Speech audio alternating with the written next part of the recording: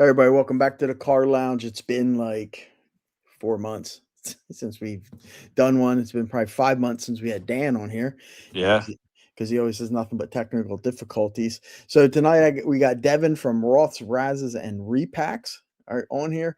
We're just going to pretty much shoot around and talk about a bunch of different stuff. And are we right? Who knows? Are we wrong? Probably not. But we're going to give you our opinion on everything. So you know, starting it off, let's just start off with just some sports here. NBA Finals. You know, Dan, you're the basketball guy. What's your thoughts on it? People are calling it the greatest comeback in NBA Finals history last night, and then other people are calling it one of the worst coaching jobs on the biggest stage with the Spurs. And you know, I thought this series was going seven from the beginning. To be honest with you, some of that's conspiracy theories, of what the NBA wants and needs right now, but. Um, I don't know. The Knicks just seem to have this like magic about them right now. Like they just find a way It's like to it's to time. win. Yeah, I mean, how long has it been since they won an NBA championship? that's 70? 73.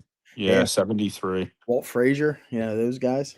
Can we talk about? So have you guys in all the sporting events I've seen one. It was after a Sixers game and then another one at a Penn State football game. I'm sure you've seen those clips of those Knicks fans like punching those Spurs fans and taking the jerseys. Have you guys at any sporting events you guys have ever been at? Have you seen like serious physical altercations? Eagles games, Yeah. Yeah. you know. 2 years ago, NFC Championship game, Eagles Washington. We sat end zone seats, and fight broke out right behind us between two Eagles fans too. Not even opposing teams, just one drunk Eagles fan, Friendly and fire. yep. So yeah, it depends on the sporting event, but the rivalries definitely seem like always a fun time. I don't know. I just can't. I saw one was crazy. It was Sixers Knicks a couple years ago playoffs where this fan and another fan were going at it in the parking lot, and like I helped. There was me and another guy, and we like helped pull the one guy off, and my heart rate was like bumping. I was like, it was stressful, but I just, I don't get that. I don't get like punching someone because they're rooting for a different team. But Well, you people are know, nuts. They're drunk and they're nuts, and yeah, you know, it's ridiculous.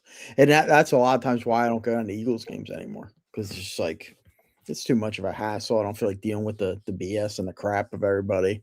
It's just because some people are just insane. They don't understand it. They think it's I always tell people when they're like, "Oh, I can't sleep because the Eagles lost," and blah blah blah. It's like if something happens to you, or is anybody on the Eagles going to lose sleep? yeah, Why are yeah, you losing sleep over them? yeah, Really. You know. yeah. So so now with all right, say the Spurs end up losing the series, and this is how this affects us a little bit.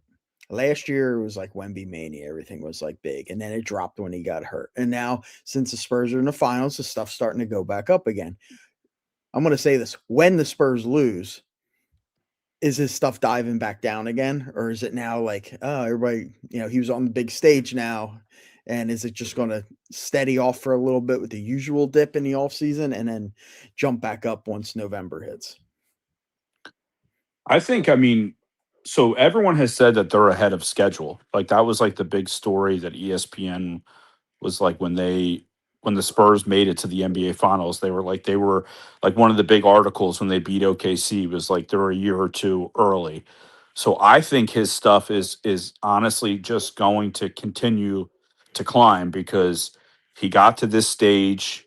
They're so young as a core, and I feel like everyone's going to be like, "Oh, they could be like, you know, they could get back here in a year or two again. They could be like I think it'll stay steady now moving forward." I mean, I was worried after the injury because you're like an injury like that, one that's so rare, like, what are you afraid of? Like with his career, like who knows what could happen? But now that he's literally back and they're in the NBA finals, I feel like it's just gonna stay steady on the climb.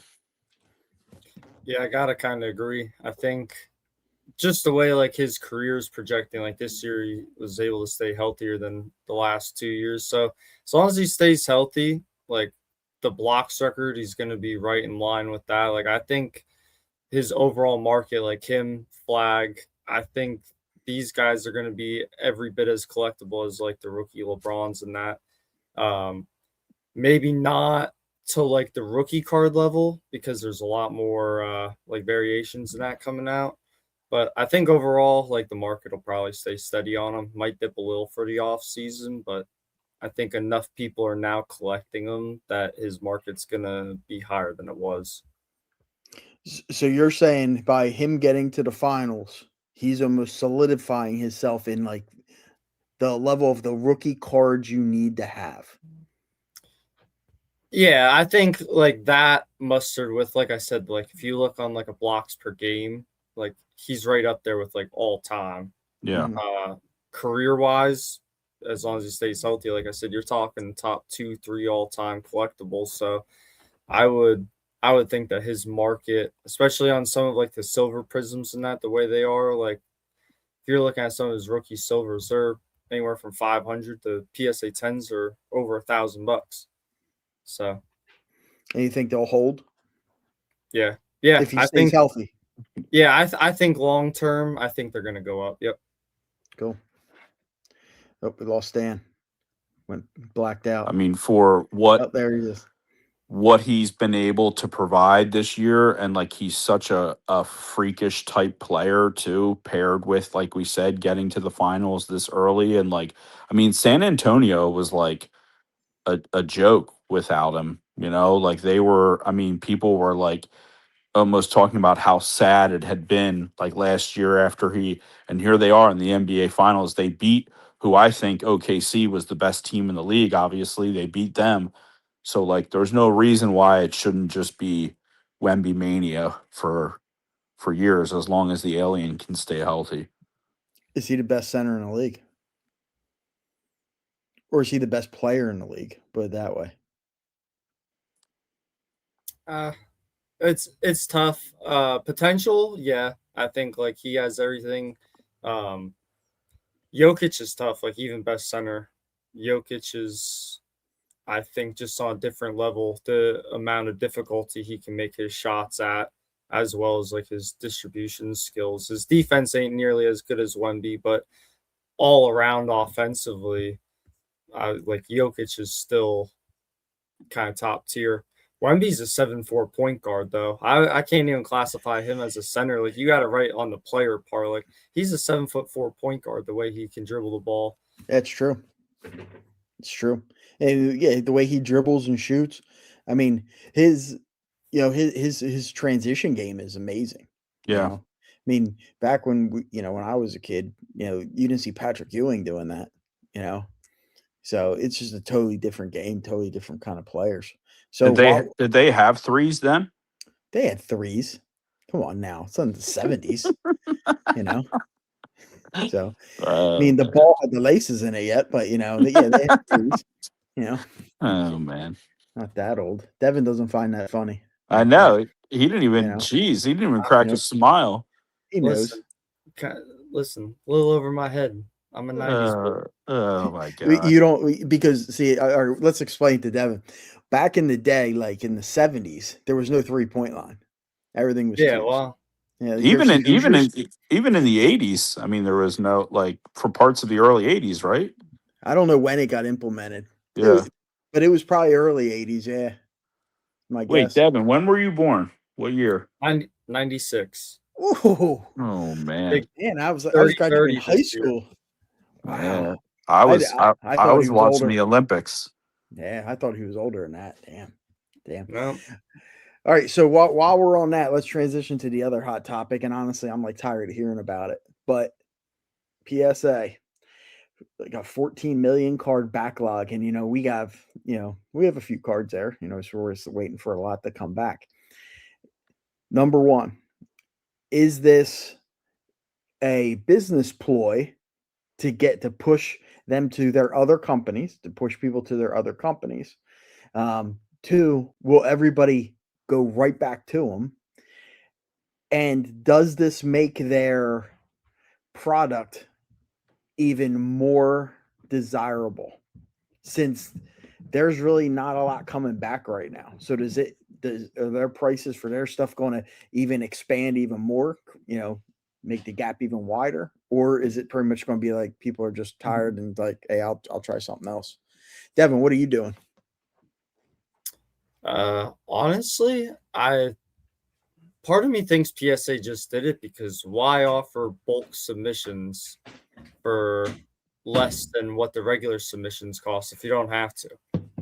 Yep. Like, they've proved time and time again, no matter what they do, people are willing to send their cards to PSA. Yep. That they hold the most value. So at the end of the day, why charge $20 if they can charge 27 and make the same, get the same amount of submissions? Submissions are at an all-time high still. Yeah. The more strings they pull, the more submissions they get. So why not, I guess, in that aspect. And I do think that certain PSA cards are going to go up. I mean, you already kind of seen it. Right now, like the 90s inserts and that, they're really making a strong push right now. Overall, I think like as a reseller, I've always had the thought that like 8s were close to raw, 9s were more than raw. It costs money to grade, right? Yep. So I think while that might have gotten lost at times with the eBay auctions and stuff, and people now considering 9s raw, I think it'll kind of readjust back to like, hey, 9s are definitely more valuable than raw. 8s might even be more valuable than raw now just because of it costs $20, $27 now to submit. So it's like everything should gradually climb up a little bit through PSA. So I think even 8s will be considered like collectible amongst the market rather than just the 9s and 10s. Yeah, and even right now, it costs like $80 to submit a card because they got rid of the value levels. So it's 80 some bucks to submit it.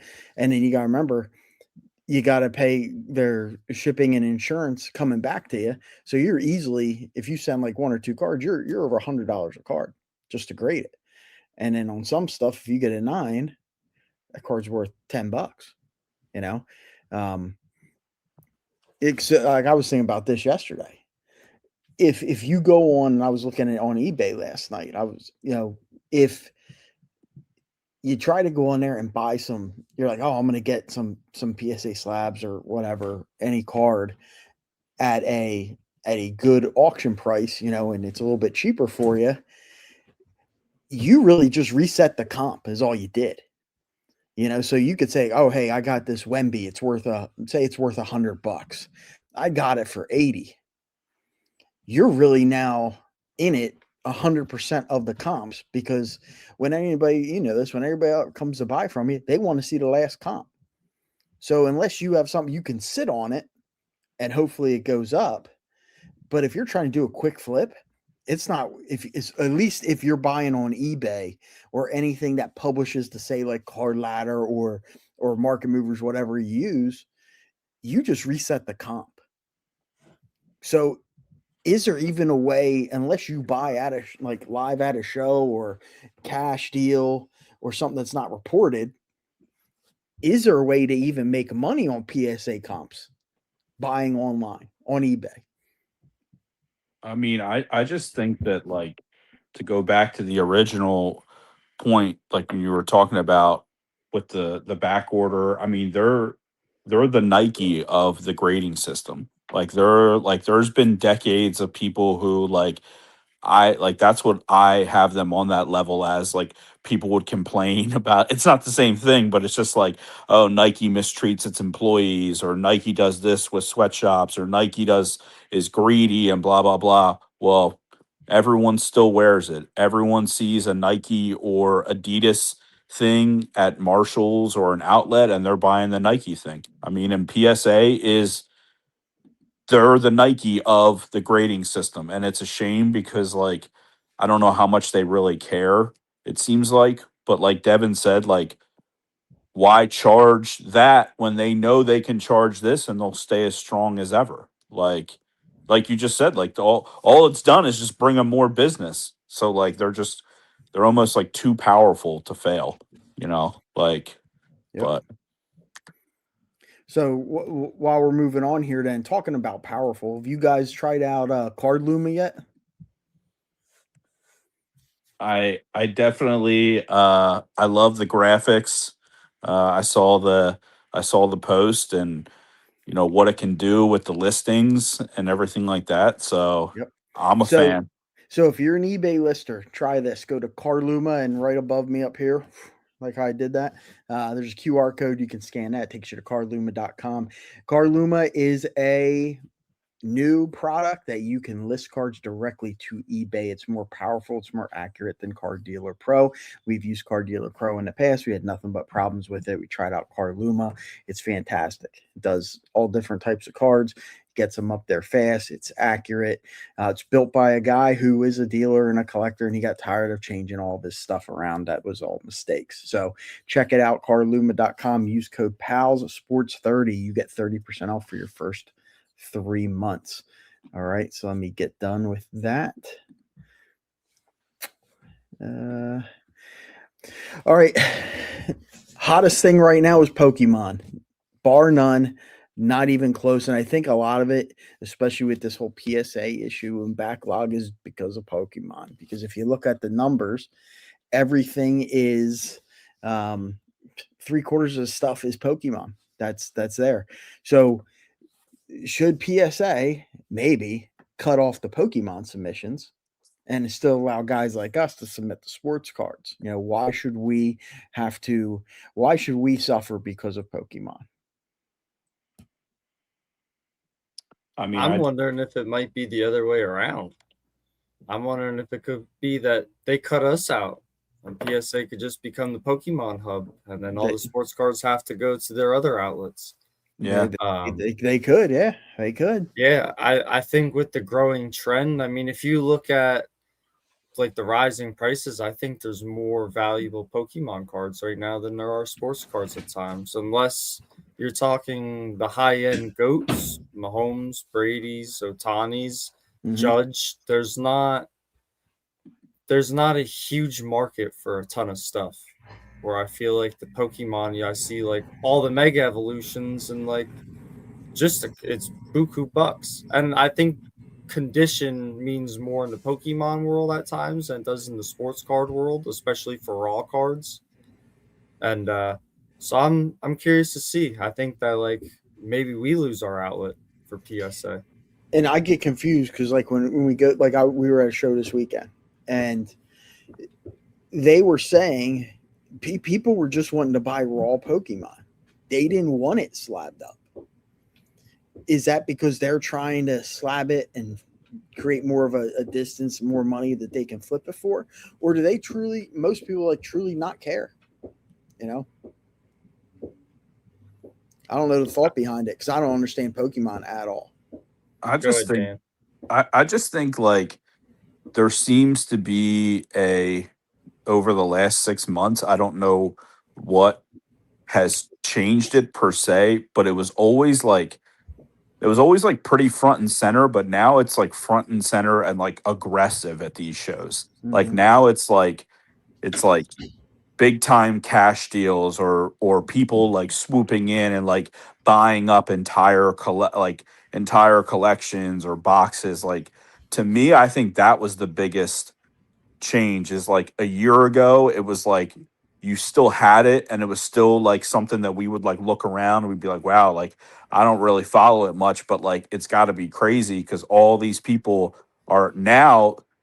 It's still that, but now there's this like almost like I said, like uptick in aggressiveness of like, well, I'm gonna spend thousands of dollars on this because I know that it's gonna flip to this. Like almost like a cockiness to it of like, you Mm-hmm. know, and I do. I just think that maybe it'll continue that way. I mean, I don't know much about it either. I collected them as a kid and like, but I mean, these people, they are passionate about it. Is that's about It's a as good one. politic It's a as good word. that's as politically. I want to run for office one day, so I'm going to say passionate. I feel like dang, Devin, you still won't smile. Like, what's your problem, man? Are you all right over there? Like, He's mad we're talking about Pokemon because he wants nothing to do with this.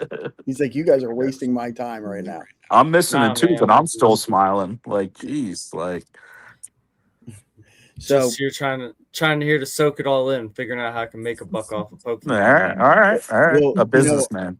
our boy Gmo says he said Pokemon is outpacing the S&P 500 right now, and he Yeah, said the nice thing about it, he goes, Pikachu can't tear his ACL. I do love that. I love that. So it just steadily climbs, and he's getting into that big time right now. Yeah. Big time. Because our show this weekend, it's probably at least half Pokemon. Yeah. At least half. And that's where the people will come flying in for. They're the ones, they come all dressed up, they're revved and ready to go, and they're lined up waiting. And it's Pokemon. And I couldn't tell you if something's worth 50 cents or if it's worth $1,000.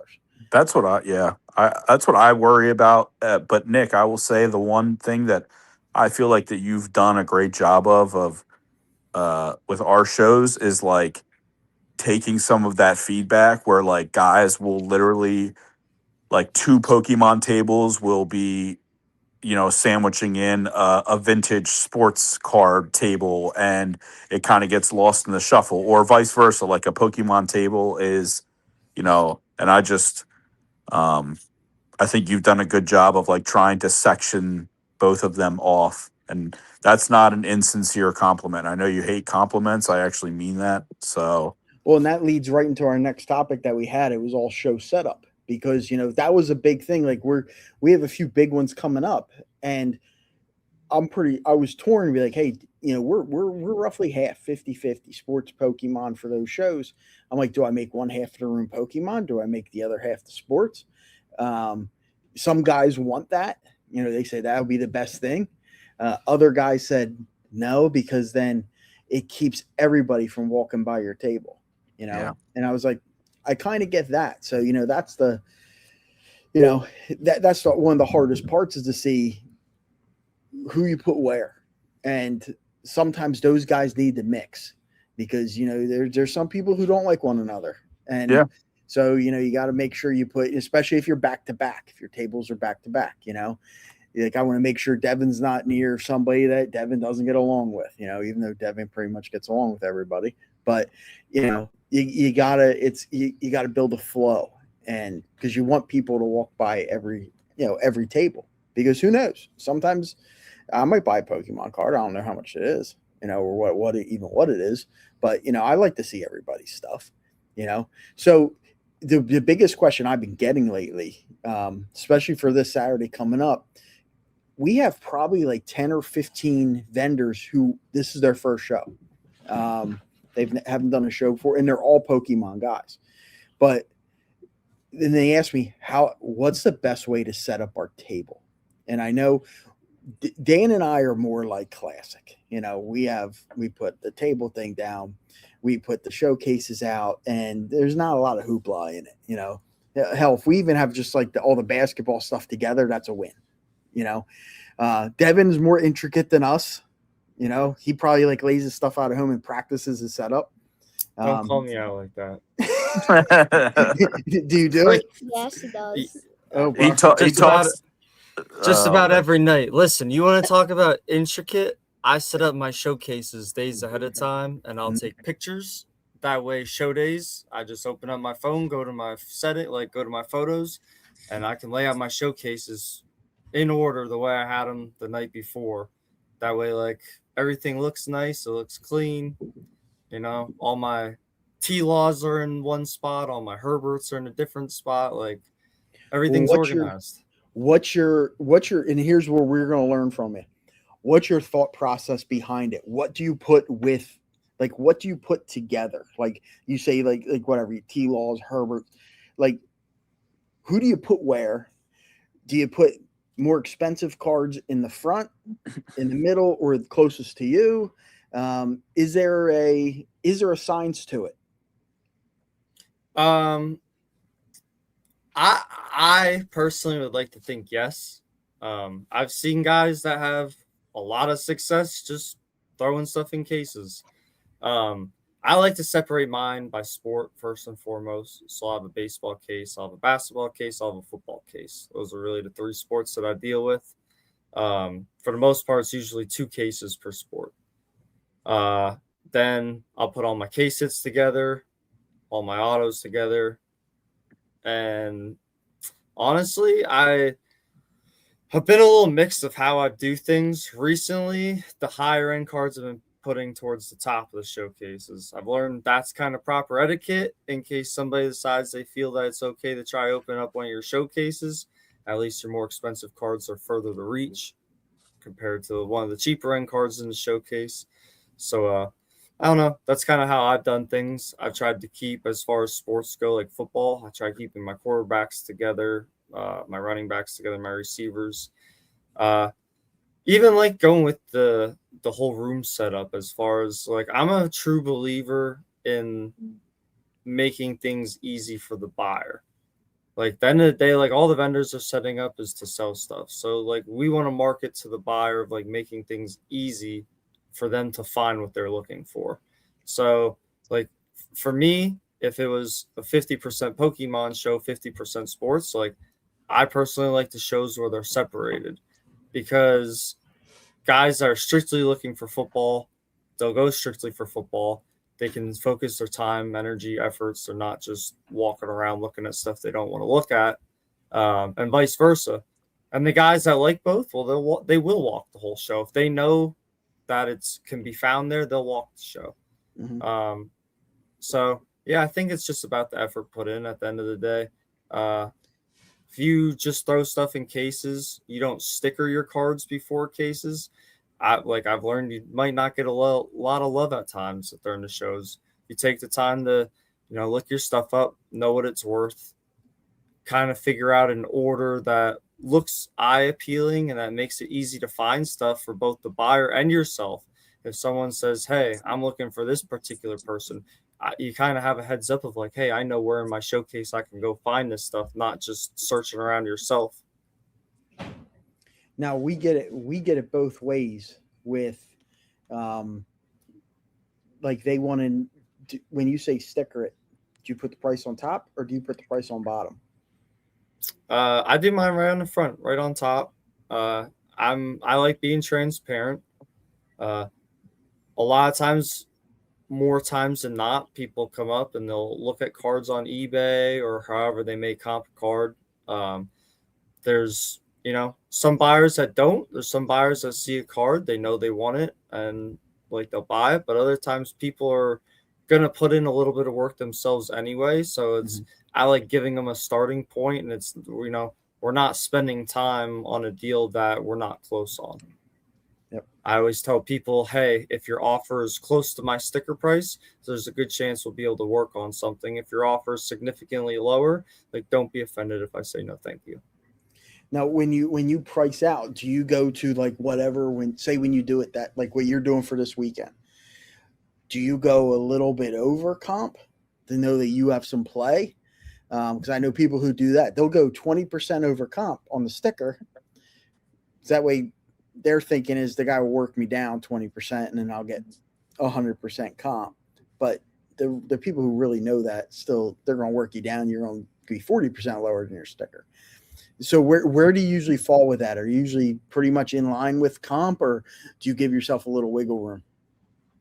A little in between. I'd be lying if I said I don't give myself a little bit of wiggle room on some cards. It's the nature of the beast. We paid to set up.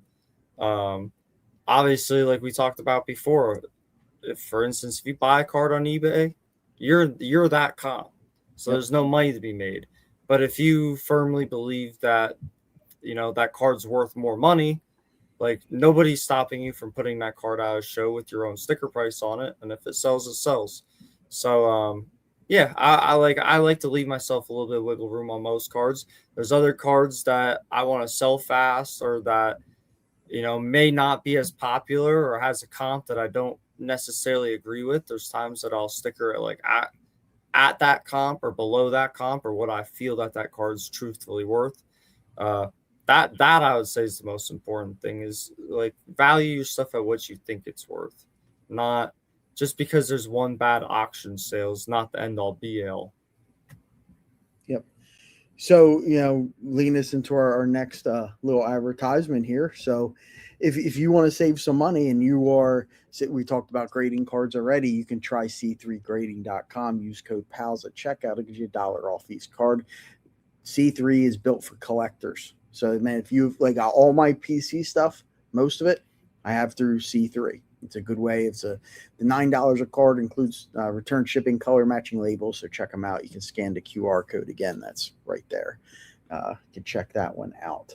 So, with this whole when we do buying and everything, Devin, are you buying? Would you rather buy a card raw, or would you rather buy graded? Or does it depend on how much money you're willing to spend? Guess it depends on what you're willing to spend. If you would have asked me 6 months ago, I would have said I would more raw. Just for the price point, I think like there's always room to grow with the raw. The 10s are a little more expensive, a little harder to make money at times if you're trying to resell. 8s and 9s, sometimes they wiggle enough where there's some money to be made. But for the most part, I like raw. When you're offering a product to a customer, I feel like there's upside for them too when you're selling raw, where you might be able to make your money and they're buying it for the fact of, hey, I want to grade this because I think it looks to be in good condition. I think it'll go up in value if I grade it. So I think there can be a win-win for both people in the raw world. The way the PSA industry is leaning right now and what it's costing to grade cards, I would probably be looking to buy as much raw as possible or as much slabs as possible. I don't know. I don't foresee any other grading company overtaking PSA right this very second, barring what I'm seeing and being that they're backed by some major players. So I would say PSA right now might be a good move, but everything changes overnight. We've seen that time and time again. So like when you say I come to you and I want to sell you cards, and they're raw, do you really take time at a show and inspect that raw card and in your head think, hey, this could be a 10, this is probably a 9, or this might be an 8, and does that play a big factor into how much you're willing to pay for it right then and there? Or is it pretty much like, hey, I'm going to give you what raw comp is right now on eBay, and worst comes to worst, you play off that? I guess, are you picky or not? That's what it comes down to. I would say it depends on the card. From what I learned with shows is case hits can be tricky. Case hits, you really got to kind of inspect cards. Damaged case hits, obviously, because they're a lot more expensive cards. They're not $5 cards. So the higher end cards, if there's a damaged corner or a print line or a dimple or whatever the case may be, 10% might be $50 off that card or $100 off that card. So I think with higher value, there's a bigger difference. Lower value, if it has a little bit of a beat up corner, 9 times out of 10, if it's a $10 card, you're not going to grade it anyway. So it depends. If you're looking to grade it and that's your intention going into it, then I would definitely inspect it more. I just really inspect case hits to make sure that A, that they're real, B, that there's no undisclosed damage, that if a customer brings up that I'm out 10 to 20%, which can be major on a card like that compared to a $10 card. Yeah. One of the things that I think is like one of the worst feelings in the hobby, and I swear it's happened to me like 10 times, is you buy a card that's not graded, like an auto, and you're like super pumped about it, or like a number. Like I bought this Zach Wheeler, like 1 of 6. I got it graded and it came back as a 7. And it just like, it sucks because it's like you paid like $85 for that card. You know what I mean? Like you're like, or like I bought this Johnny Manziel autographed card from the Browns and I got it graded because it was like a personal, like I have like a select case at home of I call it the bad boy case, and it came back a 6, and you're like, damn, like, you know what I mean? Like, I don't know. It's And like a when I shot. look at it's like when I look at them, like I'm like, okay, like they're in a mag or something like that. At like I bought both of those at one at a card shop and the other one I bought at the Chester County show. And I was like, oh, like decent deals, like fair price, looked it up, and then you go to get it graded. And now it's like I almost want to take it out of the grade because I feel like it looks dumb in the case with like a 6 or a 7. Yeah. But No, and they have to battle. That's why half the time you crack them, because if it's 6 or 7, it's worth more raw, unless you yeah, just don't care and you just want to keep it, yeah, type thing. I think part of the problem is, especially buying at shows, like when I think about how I carry my cards, like if you're constantly setting up at shows and that, I think the cards do take a little bit of a beating. So yeah, if you're buying at shows, I think it can almost be a little hard at times to buy raw and expect to get a 10 at times. Mm-hmm. Just that the overall nature of the beast is like, well, we're just carrying around thin pieces of cardboard and hoping that a corner doesn't get dented or bent. Yeah. Yeah, true. Yeah, because the way some people throw it around, if I know a lot of guys who, like you were talking about stickering your cards, they either put the price on the back or they don't put a price on it at all. And their philosophy is, I want the person to hold the card, because if they have it in their hands, they're going to probably buy it. But when they do that, especially if it's in a mag or a one touch, it's moving around a little bit. And like you said, it's damages your edges, corners. Like I go nuts when I watch breakers and they slide the cards back and forth. They're trying to be dramatic and all that, and they're sliding the card. It's scratching it all up. yeah. You're not getting anything out of that. That's the worst part. You look at one that has a scratch on it. That drives me insane. But for those of you, if you're out there listening and you come to any of the shows that any of us are at, Devin deals with mostly higher end stuff. We deal with lower end stuff. We love like the dollar boxes and the team cards and everything. We list a lot of our stuff on buysportscards.com for 25 cents. We do a lot of volume overturn that way, where then Devin does the total opposite. He has the awesome autos and everything like that. So like Devin, we know what our game plan is because there's a lot less capital involved in it. And it's more of just like time and, stuff like that. What's your game plan? Like you're going to a big show this weekend. Devin's going down to where you at? Brotherly Love, right? Brotherly Love. What's your game plan going in there on how you're buying, if you're buying, and how you're selling? Like if you don't sell anything and you just re-up a bunch of inventory, is that a win for you? So greatest philosophy, greatest thing I've ever been told as far as the card industry is can't have a good selling day without a good buying day. So if you go into a show and you spend money, if you're buying at the right percentages and there's money to be made, then it's a good day. If you walk out selling at a super high percentage and you made money, it's a good day. I don't think you can judge on it by exactly how much money you walk in with compared to walk out with. I think it's just, how you feel you did overall per card basis. And I'm always in the market to buy, especially at shows. People are looking for, get money in their pockets, or if they want to buy a box, or if they want to, grab their new PC card. So I always look to buy lots for the right prices and stuff. Cash guys out, but I always have 6 showcases and a couple boxes of stuff, and like to have a little mixture of both. Yep. So plug where you're at this weekend. Let everybody know. Yeah. So we're in the city of Brotherly Love this weekend. We're down at the casino, the live casino. It's Saturday. And then we're going to take a few weeks off. I got married in August, so we're going to do that. We have our show out in Reading with you guys, July 26th. And then end of July. Yeah, yep. Then we're off for a few weeks, and then we hit it back August, September, and October super hard. Will the boss be with you at the end of July is the question.